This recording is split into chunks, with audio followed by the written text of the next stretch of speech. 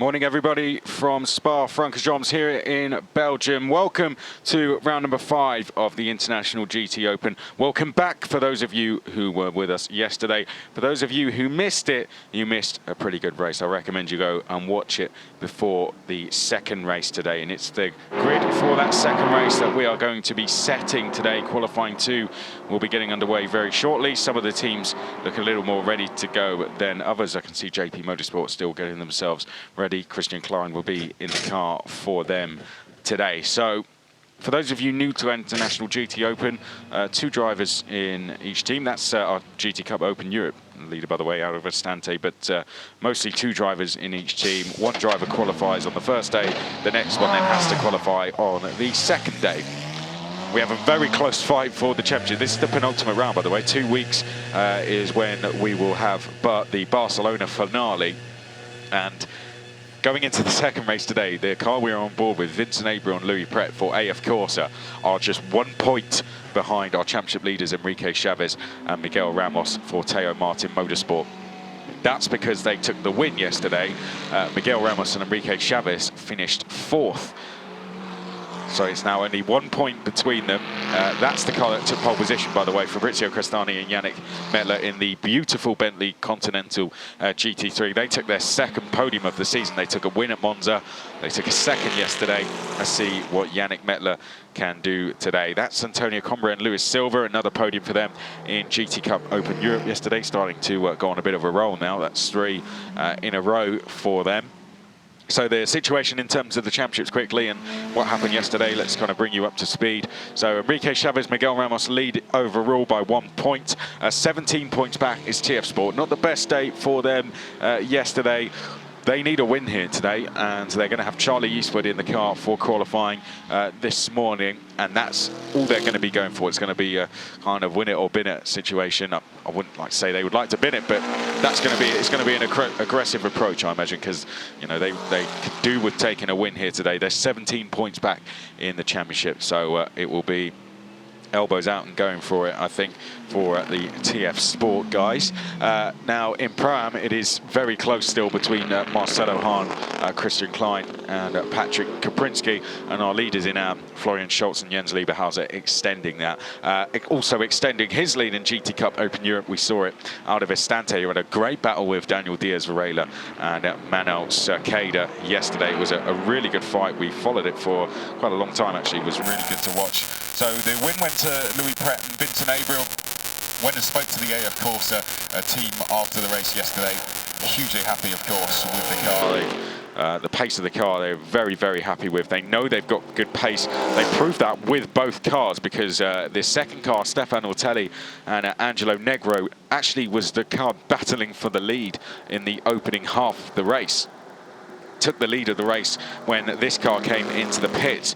Fabrizio Crestani came in to hand over to Yannick Mettler, and that car led for a long time. When they came into the pits, Angelo Negro took over, and you know, the team was saying to me, Angelo has not been here before. It was you know, he was just trying to get himself up to speed. It was kind of a learning curve for him as well as a race. So it was always going to be a challenge for him. But Stefan Ortelli was proving that that car is perhaps one of the quickest around this circuit, and AF Corsa taking the win quite comfortably in the end as well. It was a really good win for them. Their first here since 2017. The gap was just under 10 seconds by the end. AF Corsa challenging for the title. They haven't actually won a championship in International GTOpen since 2015, and that was in the AM class, as well as they took the teams championship as well. So they've got a chance here to get themselves back onto the top step and get themselves a title for the first time in 5 years. So they've got a really good opportunity here to AF Corsa. It's not going to be easy, though, because they've got, you know, Enrique Chavez and Miguel Ramos to fight with them. Miguel Ramos is a 4-time winner at this circuit. We know how quick he is, Miguel Ramos. He's got a very fast teammate in Enrique Chavez as well.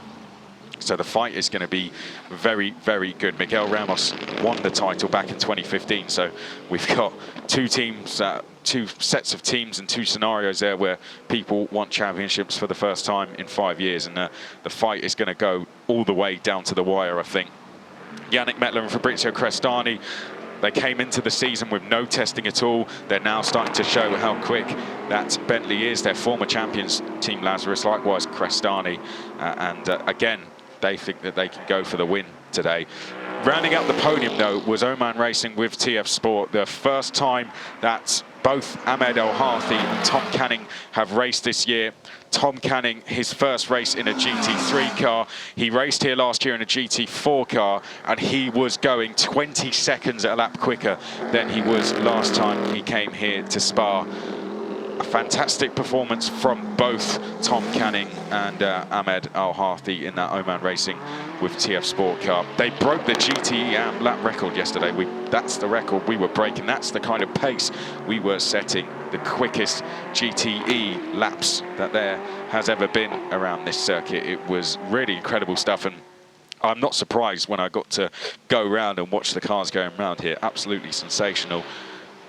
But they were the car that finished on the third step of the podium. I went and caught up with the guys yesterday, and they think that they can do it again.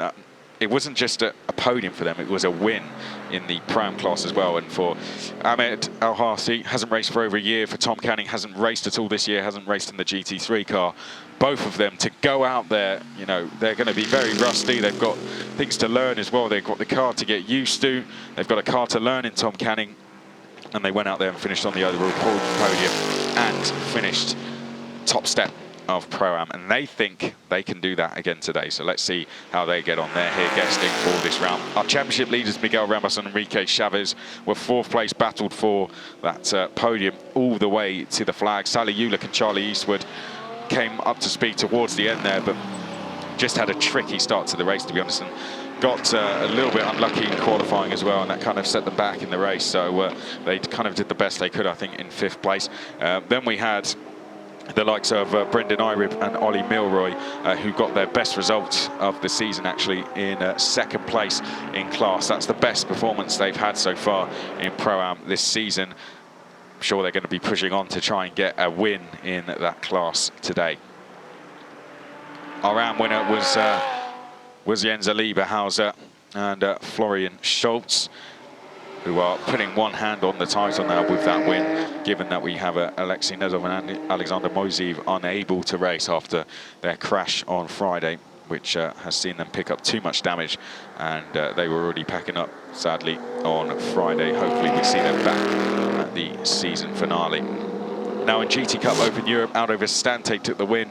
A great battle, though, all the way to the flag. Well, say all the way to the flag. It was a couple of seconds by the end, but for the first half of the race, until we got to the pit stops, Aldo Vistante and Daniel Diaz-Varela were, Manuel Cerqueda, sorry, were door to door. It was really good stuff. In the end, it was Vistante, when Daniel Diaz-Varela took over the car, Joe Osborne was going past to put a lap on him, and Aldo Vistante, very good opportunistic driving, just saw an opportunity into turn one, got behind Joe Osborne, followed him through, and was able to get through into the lead. Luis Silva and Antonio Combra rounded out the podium in that class, and they're the car we just saw there, the silver Mercedes we see on track. Well, this is Brendan Irib. Ended dramatically for them yesterday. Incident with Nick Foster going into the final corner.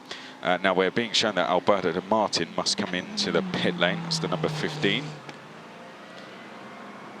And we're already seeing lap times deletions as well. 59 getting a lap deletion for track limits. They were the quickest car yesterday, in not in qualifying, but in the race. That was the sixth time this season that they've picked up the fastest lap. Any other driver has only picked up the fastest lap once, so incredible stuff. But I'm getting carried away here. I forget that I'm not going to be alone in this qualifying session. Elliot Wood is alongside me as ever, as he will be for the race. And what did you make of the race yesterday, Elliot? I think it was a thrilling bit of action. I think, like you said, the GT Cup Open Europe battle was literally door to door for about 45 minutes. I think it took 52 minutes exactly for Vistante to actually make the overtake. He'd been threatening the whole time. The battle at the front was pretty exciting as well, with the Bentley Continental doing a brilliant job. I think that lap one launch it got kind of helped its kind of early victory hopes. But obviously the race changed once pit stops came. The Ferraris came into their own as well. Obviously, the Bentley is at the front again this morning. We've got Yannick Mettler on a 2-minute 14.911. That's a quick time. Yeah, half a second clear of Christian Clayton, who is, of course, an ex-Formula 1 driver, with 20 minutes left of the session to go. There's only been 2 or 3 flying laps from most people, and only, I mean, would you say maybe 4 or 5 drivers have actually set representative laps? Well, we're 3/10 off pole from yesterday, so I'd say 3. Yeah, I'd say 2 maybe, because Joe Osborne has challenged for front row starts every time he's been out there in qualifying. So he's going to be one to watch. Here comes Charlie Eastwood. He's going to be another to watch as he now makes his way up towards the start-finish line. That's a car that's coming across the line there. You can see it's gone quickest, 2:14.348 for Charlie Eastwood. That car has started on pole position twice so far this season. Is it going to be 3? 2:14.348 for Charlie Eastwood as he crosses the line. And that is the quickest time we have seen in qualifying so far. Very good time, and that's exactly what they need. The Northern Irishman powering up Eau Rouge now. Might be into the pits at the end of this lap. Charlie Eastwood, Yannick Mettler in second place, then it's Christian Klein in third, Joe Osborne in fourth, Brendan Irem next along. The battle between the top 2 prime cars getting close. Nick Foster could be one to watch in sixth place given his experience. Last time Fran Rueda was in the car, it went to pole position, so let's keep an eye on Fran because he qualified pole at the Red Bull Ring. Angelo Negro in 9th place, Florian Schultz in 10th, then it's Enrique Chavez in 11th place, but we're yet to see a representative time for him, and Charlie Eastwood is going even quicker, it seems, on this lap as he comes downhill now through the left-hander. He's got clear track ahead of him. I say clear, he's got one of the Ferraris just approaching. I think that might be Angelo Negro, who he is now catching as he makes his way through Pouhon. Is Angelo Negro on an in-lap? Is he going to be able to get out of the way? Oh, he's just, I think, just about got away with that one. Angelo Negro pulling over to the right, so I think Charlie Eastwood is going to be okay there. 38.1 is what he did through the first sector. Now coming up to the end of the second sector as he comes in towards Stavolo. Let's see what he does through here. Playing with fire too there through Stavolo, isn't he? Just brushing the gravel, but now foot to the floor as he goes towards Blanchimont. Charlie Eastwood about to come up to the second split.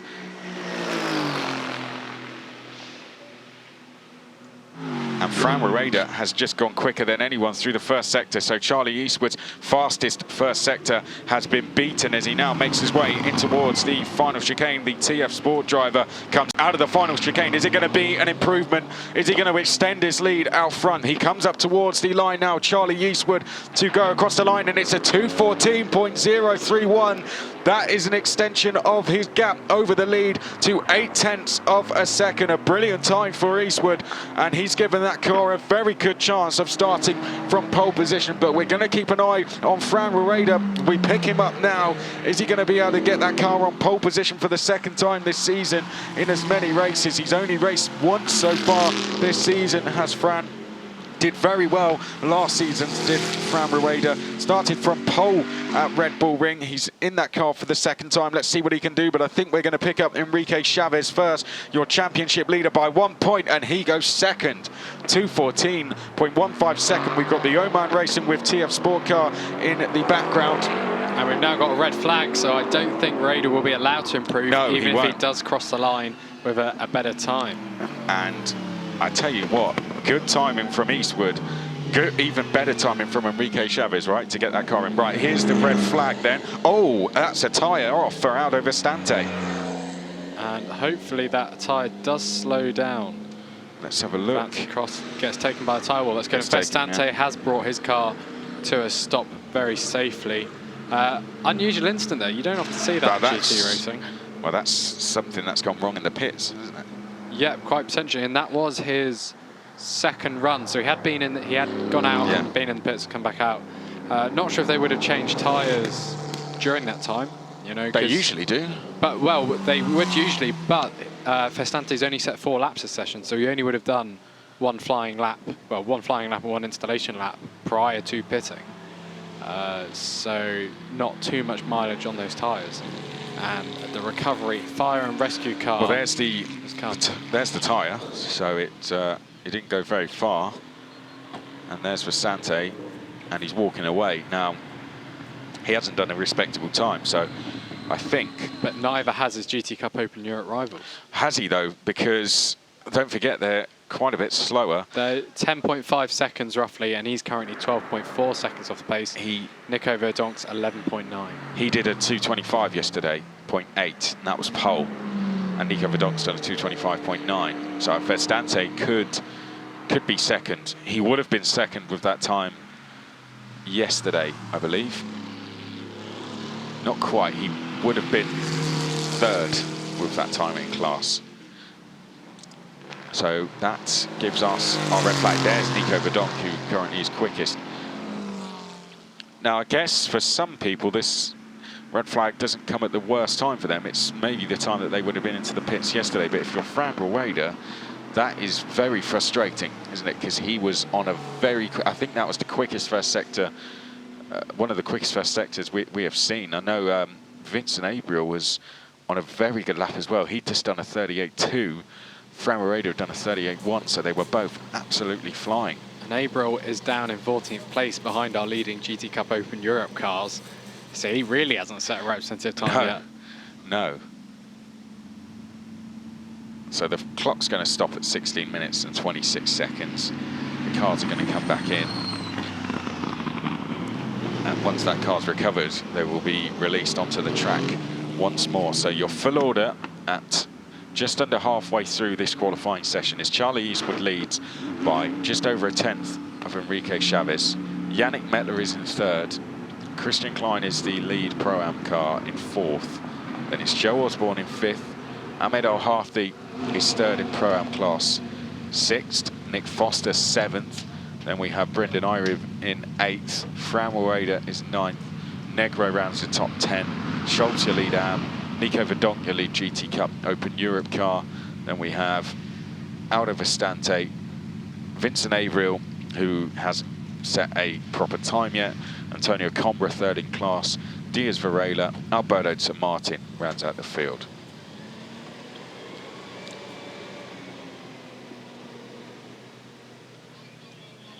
We wait for the car to be recovered now. And the guys tend to work pretty quickly here, so I don't think it's going to take too long. Here's a look at the TF Sport car. Charlie Eastwood. I'd say in championship terms, they're going to need a win today.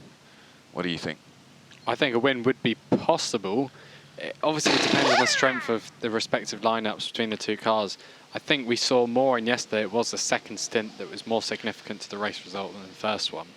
And also, obviously, depends if it's a safety car as well, and if you can time your pit stop to, be beneficial around that.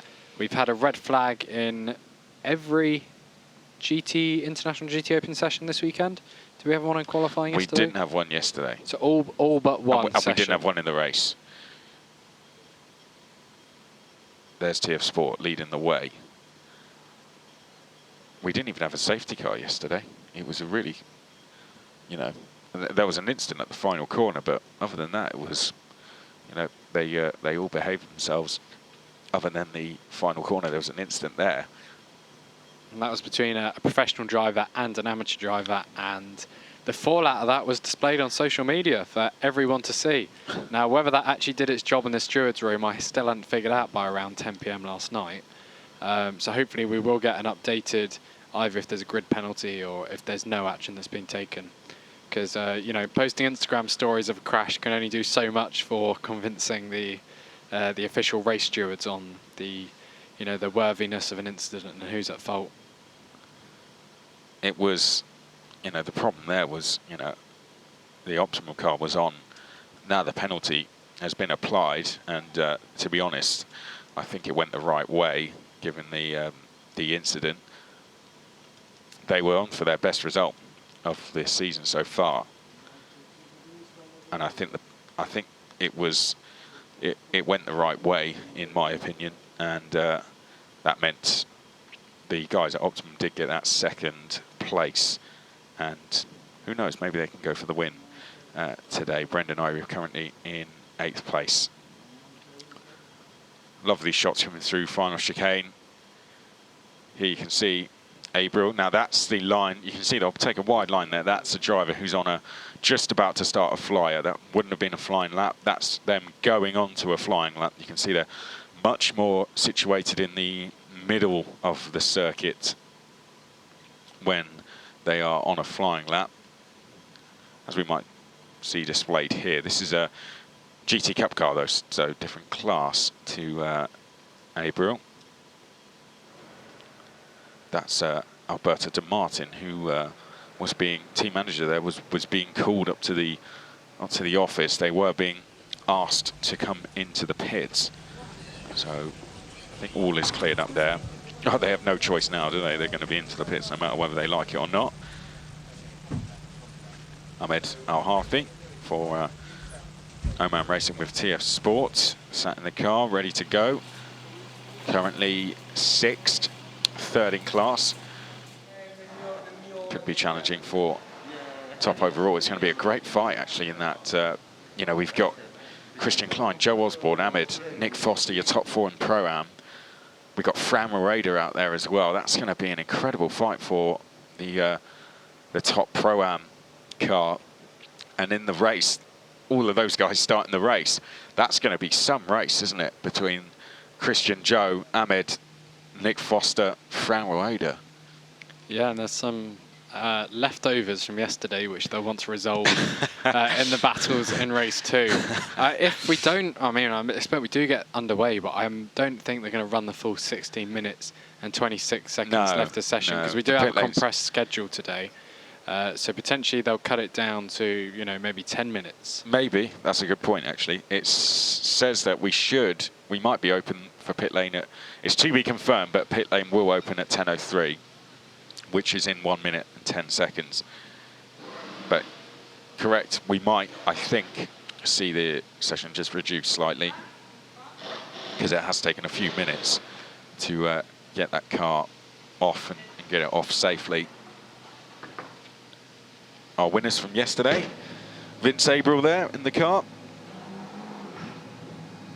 He'll start the race today. He brought the car home yesterday. One thing the team were saying to me though when I spoke to AF Corsa was, yeah, it's going to be a lot more difficult today. We're going to have the success penalty from taking the win.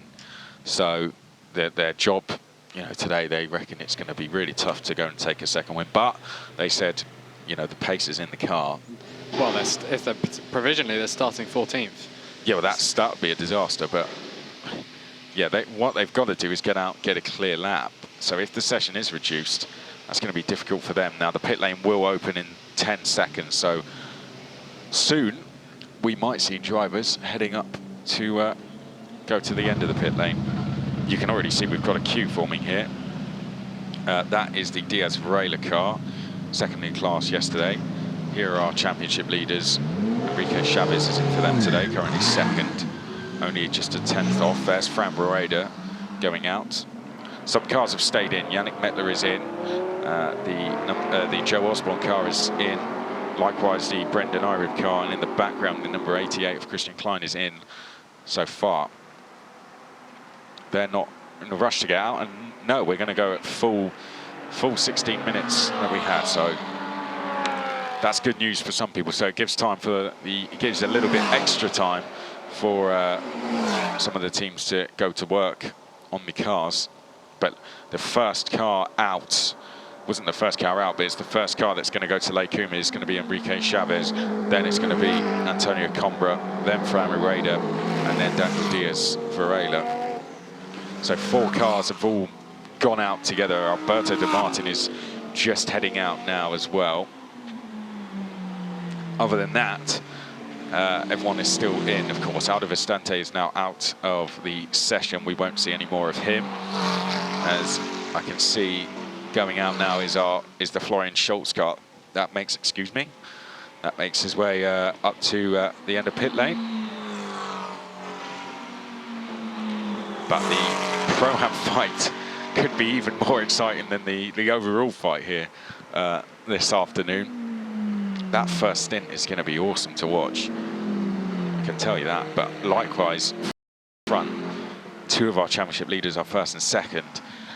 I mean, if the session ended here, we'd have a Vince Abriel charging through the field from 14th. But he should have enough time now to go out and set a respectable time. The fact that he's not in a rush to get out there suspects that, you know, this was always the plan, that they would come in at this point, do the changes they need, and then go back out again. So I think they're going to wait for the traffic to go out and everyone to sort of get themselves settled into a position, and then after that, once things have settled down just a little bit more, then they'll go out. It's common in all forms of racing, really. The charge out of the pit lane isn't something that everyone goes for. So now that drivers are crossing the line, now Vince April's decided, now we'll go for it. There's Fran Rueda. He took pole position at Red Bull Ring. Let's see if he can do it again today. So this is Vince April. He's just come out of the pits when others are crossing the line to start their flying lap.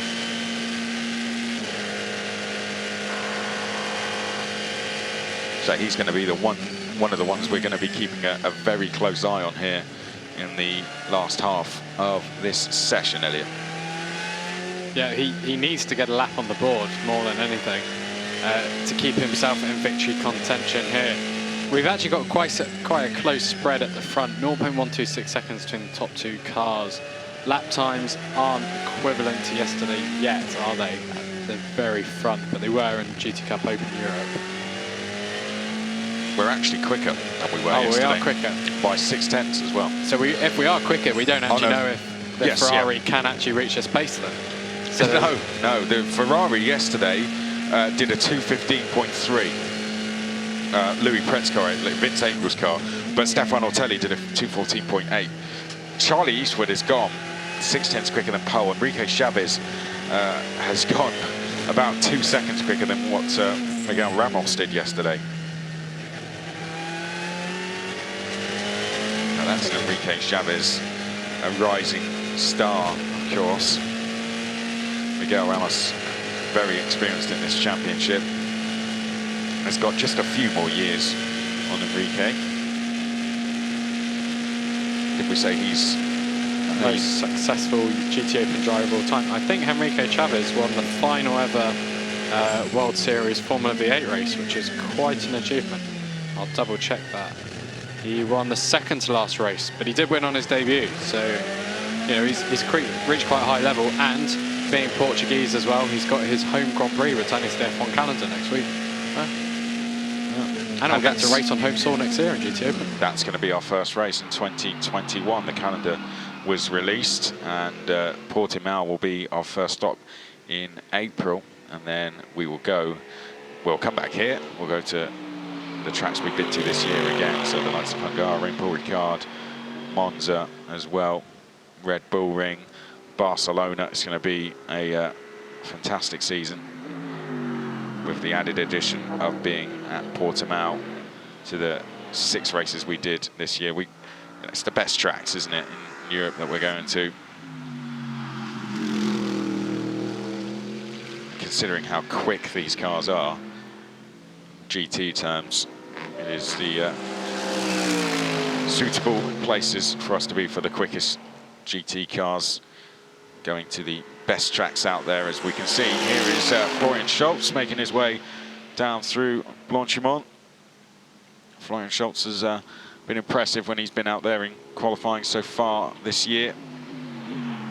See what he can do in this session. He sits in 11th place so far and hasn't yet put a proper time on the board. Here he comes out of the final corner. Let's see what he does on this lap.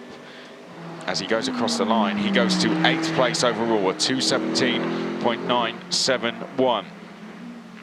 The gaps are always going to be bigger around here, just given the size of the circuit. But Enrique Chavez is starting to go a little bit quicker. He's starting to get to a point where he could be challenging Charlie Eastwood for pole position, and he's gone purple through the second sector. Enrique Chavez now really building it up. Charlie Eastwood still sat in pit lane. I'm sure we will see him again in this session. Also in pit lane are Christian Klein and Nico Verdonk. Ahmed Al-Harthi has just come out of pit lane. Vincent Abril is the car ahead of us on circuit. So we got Vince Abril currently 14th place. We're about to see what that car can do in qualifying 2 as it comes out of the final corner now and makes its way up to the start finish line. Time to beat 2:14.031. He goes across the line and he beats it. Provisional pole for Vince Abril, 2:13.899. Enrique Chavez came into the pits, but we've got a new car on pole position, and the car is the AF Corsa of Vince Abril. Charlie Eastwood has come out of the pits just as that has happened. So we've got 2.5 tenths now between our top 3. Enrique Chavez comes in.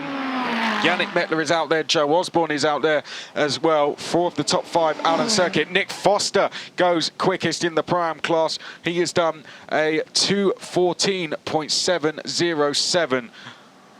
Good time that from Nick Foster.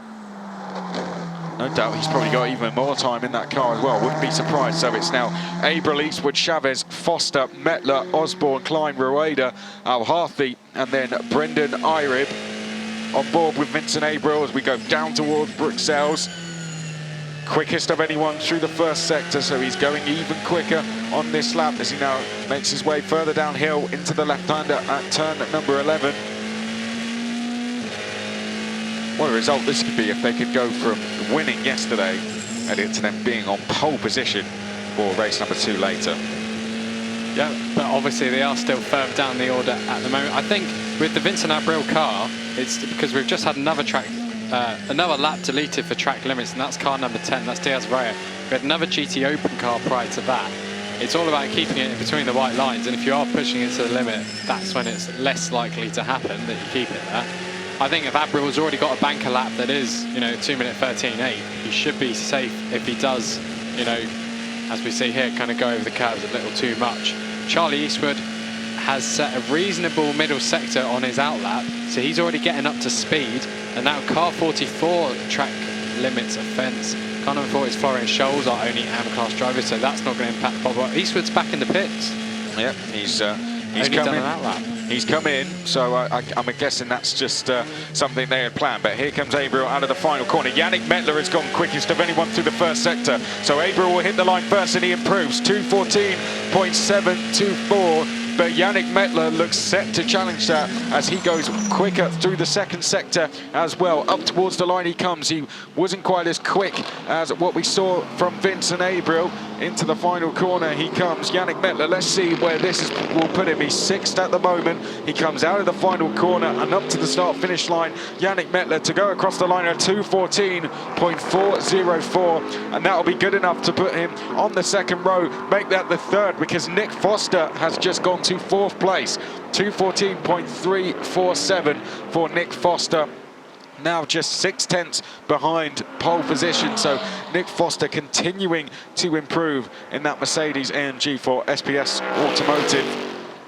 Won here over the last 2 years with Valentin Pierreberg in the car. Pierreberg looking for a hat-trick of wins, and Nick Foster giving them a good chance to do that. Charlie Eastwood is straight back out again. Christian Klein has gone out as well. He's been sat in the pits for a long time. Nico Verdonk has not felt the need to go back out with Aldo Vestante out of the session. Here is Nick Foster, the number 20.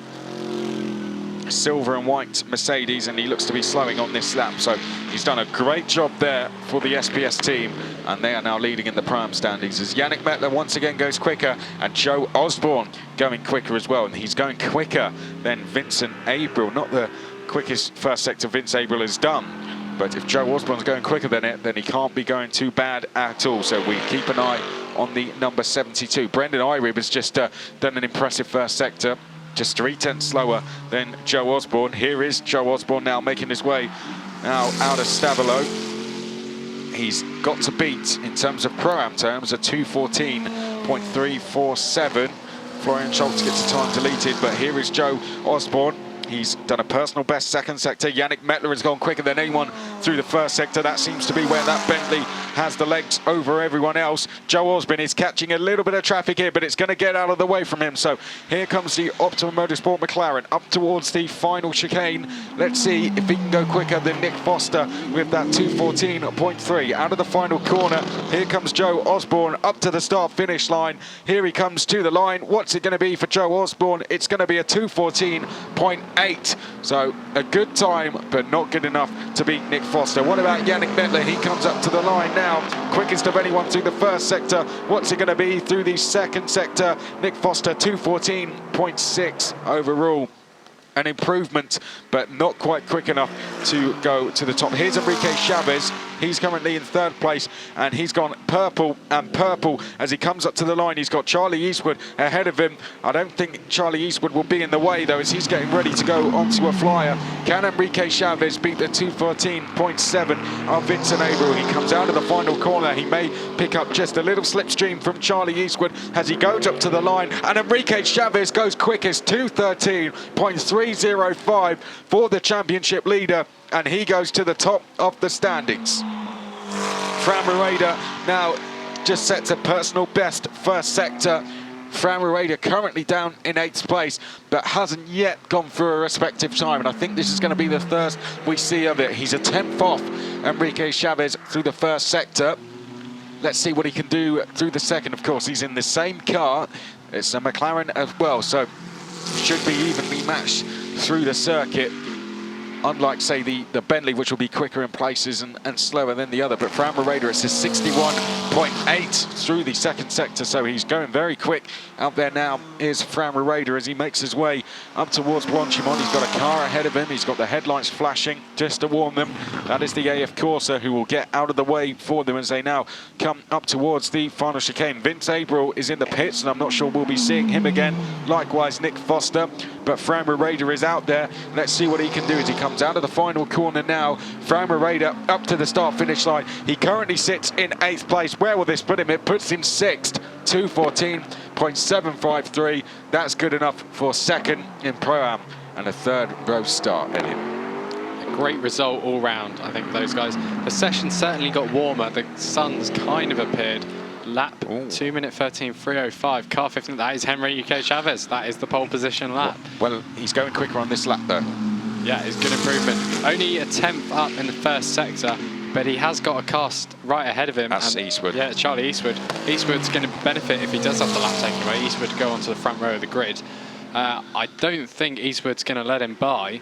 He won't need to. Eastwood's on a flyer. He's actually got purple. He's got not purple. He's gone green through the first sector, so he's actually going quicker on this lap as well as he makes his way up to the last corner. So we got Eastwood and Chavez both to watch. Chavez is going slower though through the second sector, so I don't think we're going to see an improvement from him, and that lap is under investigation. But what about Eastwood ahead of him? He comes up to the line now, Charlie Eastwood, and he's going to do a 2:14.2. So a 2:14.2 for Enrique Chavez, though it's a 2:13.7 for Charlie Eastwood to bring him just 400ths off a front row start, and that could be 400ths off pole position, Elliot, if that time for Chavez is deleted.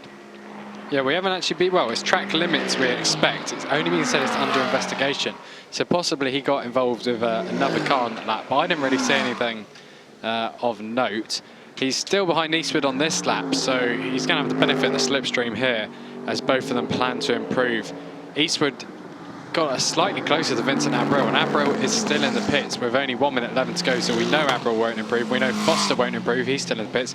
Yannick Mettler has been doing laps, but hasn't improved since 2 laps ago. Fran Rueda, who had the red flag earlier, ruining his qualifying runs, just at his personal best in 6th place and is improving as well. Looking at the first sector times, Eastwood's made another improvement on his personal best. He is actually slower than Chavez, so we'd expect Chavez to increase his time at the front.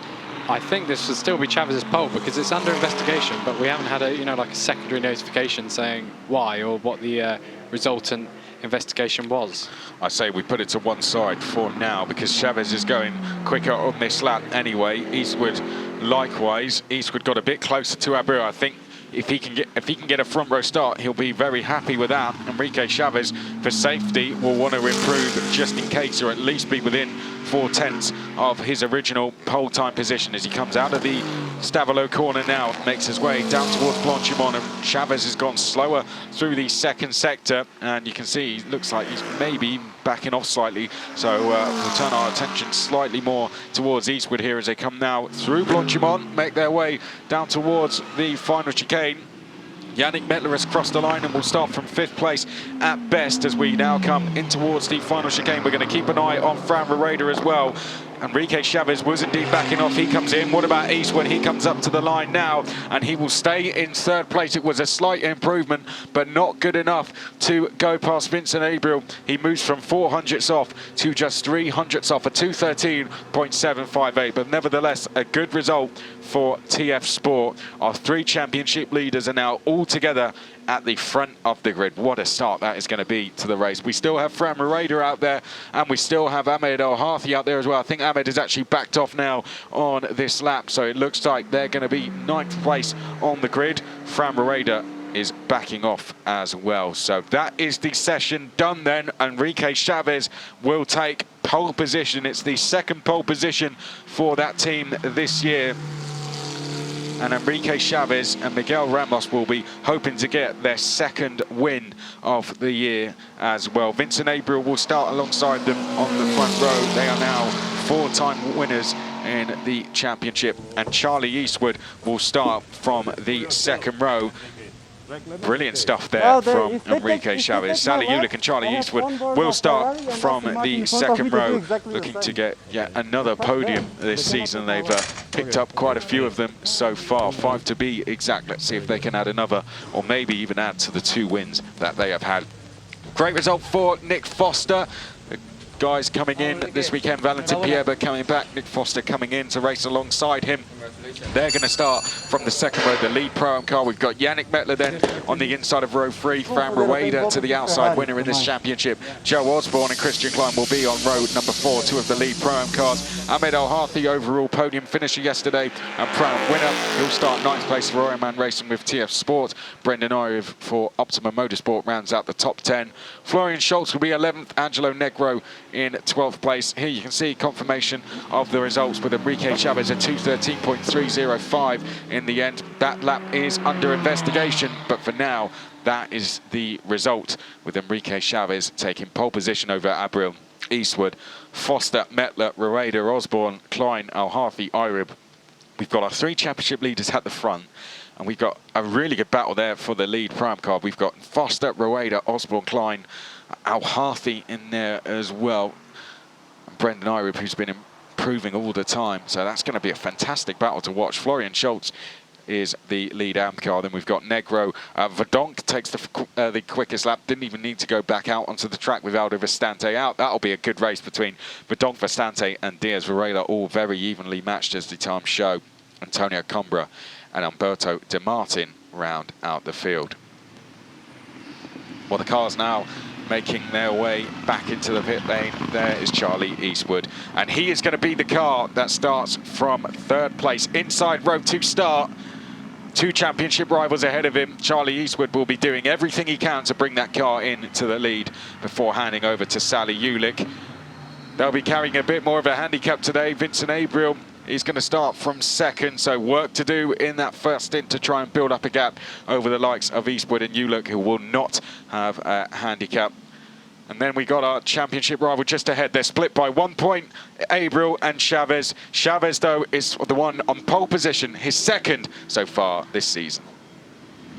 Enrique Chavez, a cold morning in Spa, but a great pole position. Yeah, it was a mega lap. The first set of tires, we had a red flag just after I finished the lap. The second one should be a bit faster. But for the second set, I put everything into the first lap, so in case of a red flag. And yeah, it was just a mega lap and 2nd pole in a row.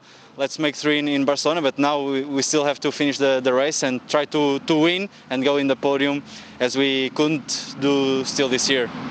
Yeah, of course, a very tight situation at the top of the championship, and determined to keep P1.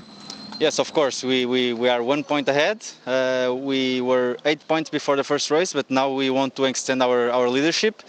That's the main goal. Of course, we want to win, like I said before, but we are in a good position. No handicap, pole position, so it's just go in front.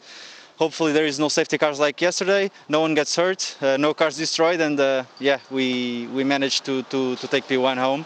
And yeah, that's the main goal, as well as keeping the first position in the championship. Well, the first step is done. All the best for later, and parabéns for now. Thank you. 2 pole positions for Chavez. Our 2 championship rivals split by 1 point on the front row, and pretty much all of our pro drivers starting in the Pro-Am class as well. I expect to see you all back here for the green flag, which will wave at 50 minutes past 1 local time in Belgium. We'll see you there.